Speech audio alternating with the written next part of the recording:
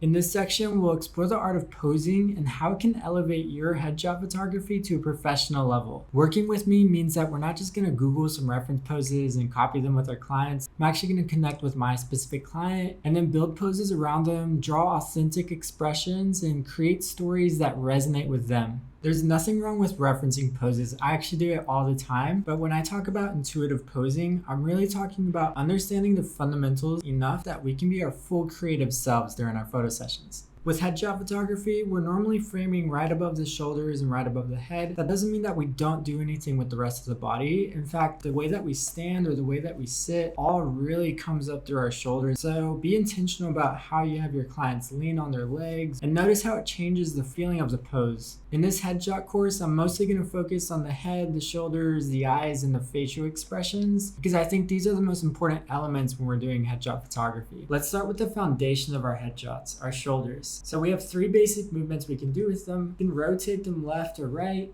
We can asymmetrically move them up or down. And then we can actually lean forward or lean back.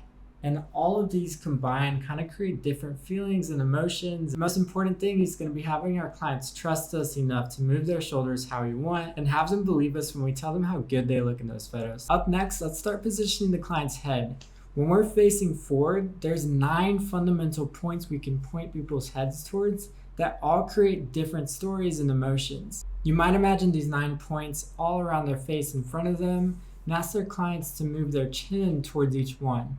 Each one has a different feeling, different emotion. Some of the more empowering ones are the bottom 3, where we really feel confident, we really open our irises up when we're looking in camera. Some other ways we can move the head are having our clients look directly left or directly right to get some nice profile photos. And then when we start combining them with what we already know, we can actually have our clients look in front of them for a profile or behind them for another profile.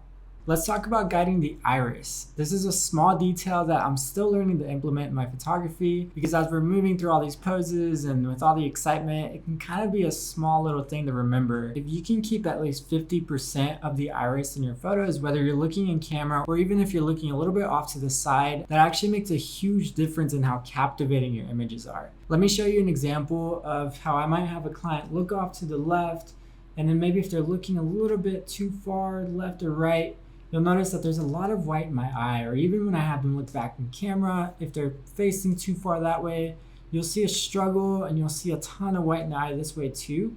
We can fix it very easily by just having our client look a little bit more in camera with their chin, and then looking this way or looking that way, we kind of stay within that 50% mark with the iris.